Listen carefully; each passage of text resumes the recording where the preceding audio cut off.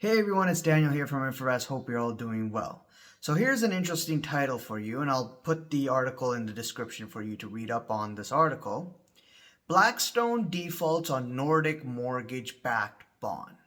How surprising. Are you surprised? Really? I've been talking about this on my channel for quite some time, talking about the private equity market possibly and can see more pain in the future and has been because of low interest rate environments. We had low interest rate environments for a very long time, right? When you look at the private equity markets, when you look at, certain LDIs or hedge funds that really took advantage of low rates, and all of a sudden the Federal Reserve and the central banks around the world start to hike rates at aggressive pace because inflation's not coming down. Sure, definitely you will see big problems when it comes to demand, big problems when it comes to the pricing of assets, and also, most importantly, making a return in risk assets when interest rates are moving higher and higher. And the big thing is it hasn't ended yet. We can still see rates still go even to elevated or higher levels. We still haven't finished here. Now let me go through this article here. And it's very interesting because I also posted a video a couple days back on the commercial real estate market and how that is in big trouble and how a lot of companies are going under and are defaulting because simply they can't make the payments. They're having issues because there's really no tenants, and higher interest rates. Higher interest rates mean higher payments. So what do? You got to sell your assets. So let's go through this article here. Blackstone has defaulted on 531 million euros bond backed by a portfolio of offices and stores. Like I was just talking about, the commercial properties under a lot of problem. And these commercial backed bonds, right? These mortgages, these bonds are in big problems. And lo and behold, Blackstone is facing it, just like we see in this article.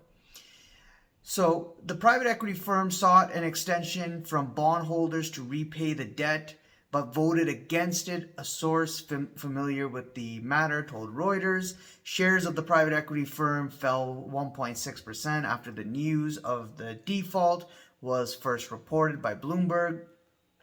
The debt relates to a small portion of the Sponda portfolio. We are disappointed that the servicer has not advanced our proposal, Blackstone said.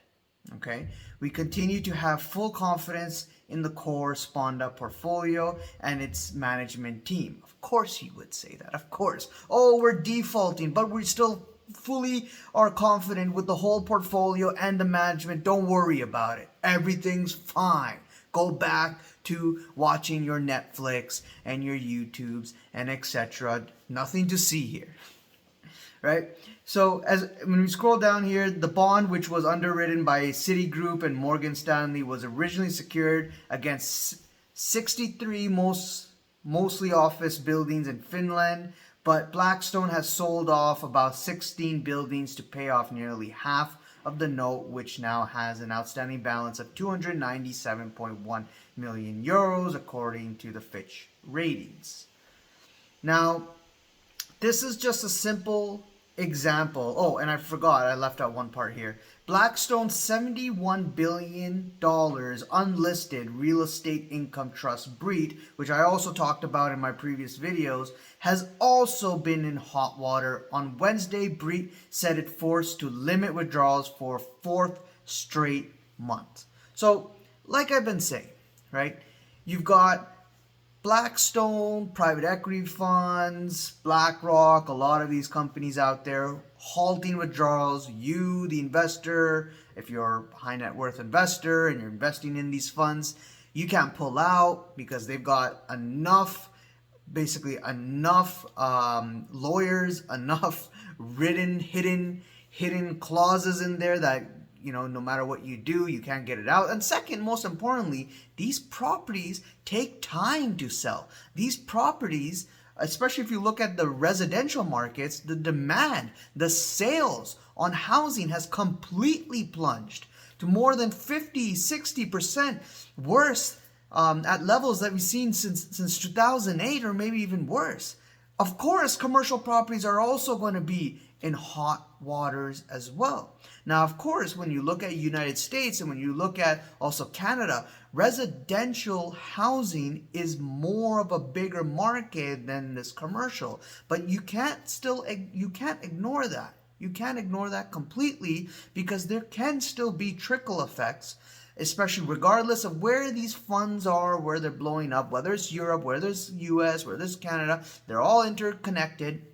And most importantly, it's giving you signs that, hey, if these big behemoth companies are having problems because, yes, they over-levered, then what about during 2020 and 2021, when also you had people going crazy with the housing market, especially in Canada, crazy outbidding people when it came to houses. I mean, you would hear houses that would be sold within 1 day, 2 days, maybe in 5 hours, way above the asking price. And on top of that, no one doing any checks, selling it as is, buying it as is. No one really investigating, doing their typical checks that you would usually do before you buy a house. No, let me buy it. Let me buy it above asking.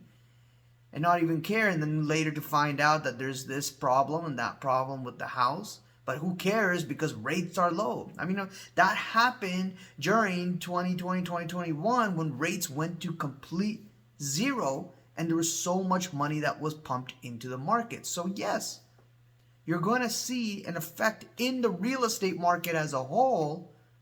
Yes, residential, yes, for sure, commercial, and commercials being hit the hardest right now, because you've got all these defaults, and you're hearing, especially go watch the video that I posted before about the commercial real estate market, these commercial backed bonds, securities that are defaulting because the rates are going higher and higher, and the payments are being unable for these companies to make the payments and manage these payments. So they are having a trickle effect, and especially as this article states, being in Europe with higher inflation, higher prices, and ECB is looking to still continue to raise rates, and the ECB has been very hawkish.